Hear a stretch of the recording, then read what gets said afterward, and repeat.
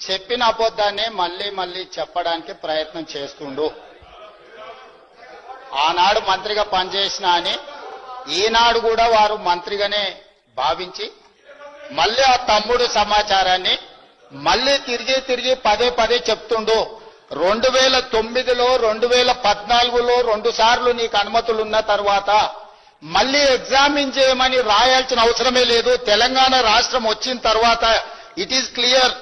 14/10/2014లో categorical గా మీకు report detail report ఇచ్చి మీకు పర్మిషన్ ఇచ్చిన తర్వాత ప్రాణహిత చేవెళ్ల సుజల స్రవంతి ప్రాజెక్టు మీద మీకు క్లియర్ గా 2009లో ఒక్కసారి 2014లో తెలంగాణ రాష్ట్రం వచ్చిన తర్వాత ఇంకొకసారి నీరు అందుబాటులో ఉన్నాయని చెప్పిన తర్వాత మళ్ళీ మీరు నీళ్లు అందుబాటులో ఉన్నాయా లేవా అని పోయి అడుగుతున్న వెంటనే ఉన్నాయి. 2009 లేఖ ప్రకారం నీరు అందుబాటులో ఉంది, 2014 లేఖ ప్రకారం నీరు అందుబాటులో ఉంది.